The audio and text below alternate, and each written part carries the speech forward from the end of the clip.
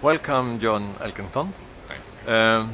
You have been working in the field of sustainability for many years. The sustainability agenda, I think, helps people look considerably beyond the immediate problems that they face. I did do a tweet earlier on today which simply said, if I got 5 cents for every time somebody mentioned words like sustainable or sustainability, I'd be a very rich man. I'd be able to buy a Tesla electric sports car. But the serious point is, it's not just now business that's grasping this agenda. We're seeing urban planners, city administrators, we're seeing bits of government waking up.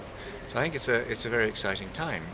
But the other side of that is when things go mainstream, then all sorts of other interests get involved. Political interests, commercial interests, and so on.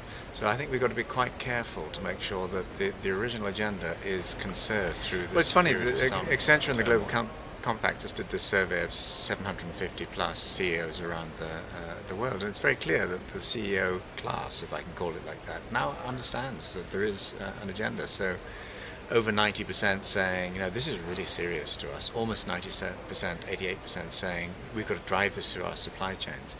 But most of them not really yet grasping the sheer scale of what's coming at them. I think the key thing is to go through a process that helps them understand what's truly strategic and material to their business, and boil it down to a relatively small set of targets and ambitions. As I understand, it's also, of course, a complexity in this, and to make the right priorities. Yeah.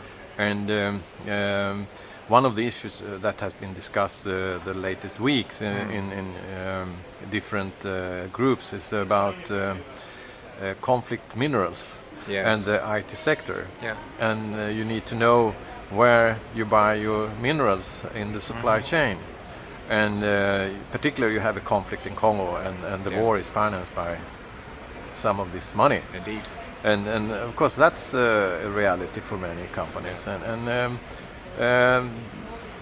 So what do you think about the IT sector's role to be more aware about the supply chains and sustainability issues? I think some of the leading IT companies are engaging the conflict minerals challenge in a sensible, grown-up way. It's a really difficult one to get at. If you're going to get minerals out of certain parts of Africa, it's a really complex political game that you're getting involved in. But way beyond that, you've now got the issue of rare earth metals, and you've got the sort of the dispute between China and Japan around sort of little boundary disputes, but immediately flipping over into the raw materials area. And I see the Chinese control of rare earth metals as really problematic.